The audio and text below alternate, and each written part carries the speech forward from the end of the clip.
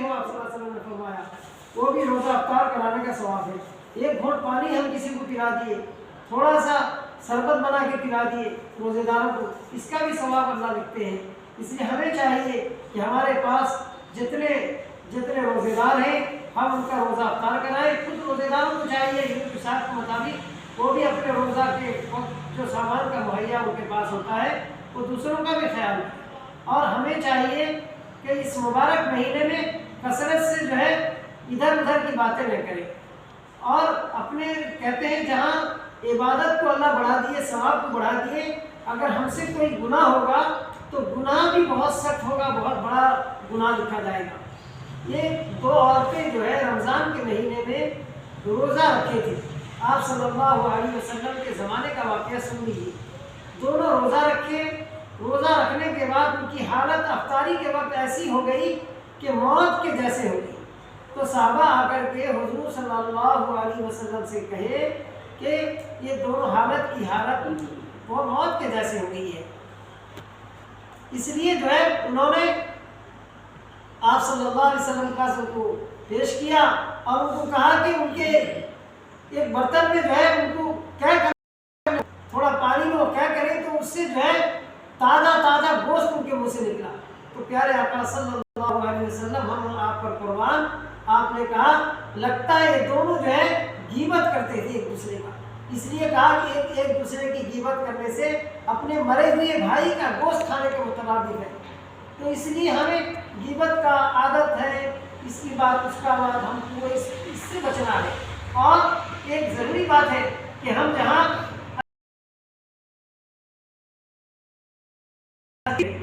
ہم جو ہے جب کسی کو ایک شوربے کا ایک ٹوکرا گوشت کا ایک کٹورا نہیں دے سکتے تو ہمیں کوشش کرنا چاہیے کہ اللہ مجھے مہیا کر کہ ہم بھی دوسروں کو دیں, تو ہمیں دے کہ ہم دوسروں کو دیں. اللہ تعالیٰ اسی رمضان میں کچھ لوگوں کا واقعہ ہے صحابہ کے گھروں میں کہ مہمان آ گئے اور ان کو کہا کہ کھانے کے لیے جو ہے ان کا انتظام کرو. گھر میں آ کے اپنے شوہر بیوی سے کہا کہ کچھ ہے, کہا تھوڑا بچوں کے لیے کچھ ہے, ہمارے لیے تو کچھ بھی نہیں, کہ چلو بچوں کو تو بہلا کے سنا دیں گے اور تم اور ہم دونوں مہمان کے پاس جو بھی ہمارے پاس ہے کھانا لے کے بیٹھ جائیں گے.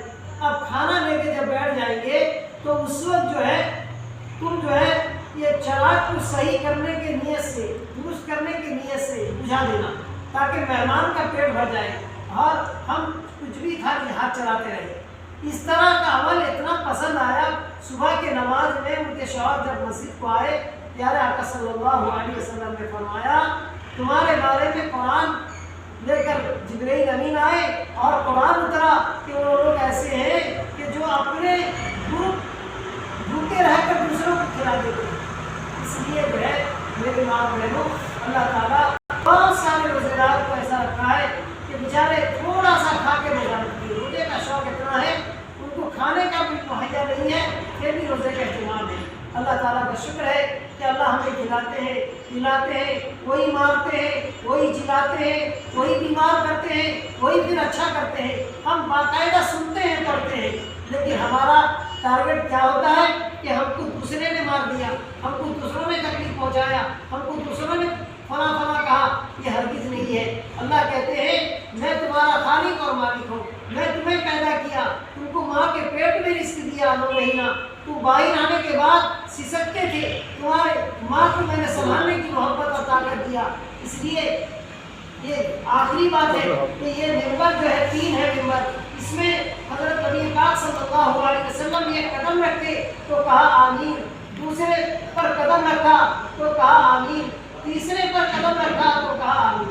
تو صحابہ پریشان ہو گئے کہ آپ نئی باتیں ہم دیکھیں. میں اس وقت میرے پاس جبرائیل آئے تھے, پہلے قدم جب رکھا تو انہوں نے بدعا کیا کہ ہلاک ہو جائے وہ شخص, برباد ہو جائے وہ شخص جس نے رمضان مبارک پایا پھر بھی اللہ کو مغفرت نہ کرا دیا. ہم سوچیں کہ کتنا عجیب بات ہے, اللہ آمین کا کتنا بڑا دعا ہو گیا. ہم رمضان میں بھی کھاتے پیتے گھومتے ہیں, ہم کو رمضان کا کچھ خیال نہیں ہے, جبکہ یہاں اللہ کے نبی صلی اللہ علیہ وسلم اس متبرک فرشتے کی بدعا پر آمین کہا ہے اور ہم روزہ نہیں رکھے, بہت خوش ہیں. ہم سمجھتے ہیں کہ ہم بہت بڑا پہاڑ توڑ لیے, بلکہ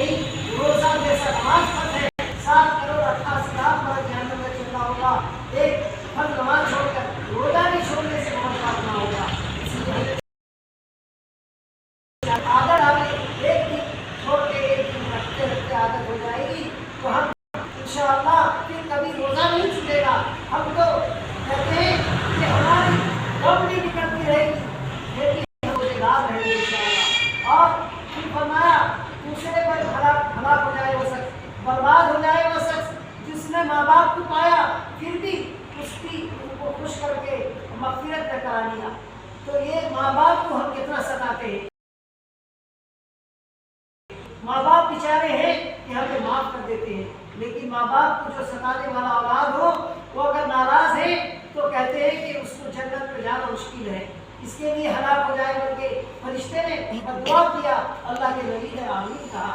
तीसरे नंबर पर कदम रखकर कहा कि अल्लाह के नबी सल्लल्लाहु अलैहि वसल्लम पर जिसने नाम सुना और दरूद शरीफ नहीं पढ़ा सल्लल्लाहु अलैहि वसल्लम। आज बच्चे 10,000, 15,000, 20,000 दरूद शरीफ पढ़ा करते थे जुमेरात से लेकर जुमे तक, लेकिन घरों में बड़े मोहब्बत से आप बुला लिए हैं, लेकिन आप कितना दरूद शरीफ पढ़ाते उसके जिम्मेदार तो आप हैं। कल क़यामत के दिन पूछ होगा, हर एक जिम्मेदार को हर एक के बारे में पूछ होगा कि तुमने कहाँ कितना इनको सिखाया, कितना इनको इनका तालीम दिया, और ये जो है जवान हुए अब तक ये कितना कमाए और कहाँ खर्च किए, ये सारी बातें होंगी। हम इसका जवाब क्या देंगे? कुरान ने कहा है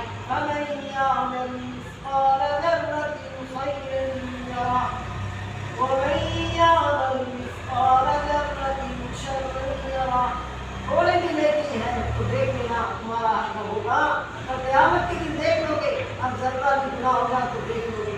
इसलिए मैं तमाम भाइयों से, माँ बहनों से गुजारिश करता हूँ कि रमज़ान आया है, कुछ देने के लिए हमें आया है, हमको अल्लाह वाला बनना है, तो रमज़ान से देख के बनो।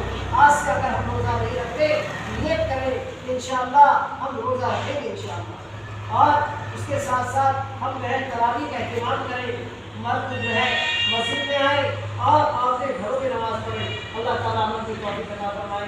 आमीन।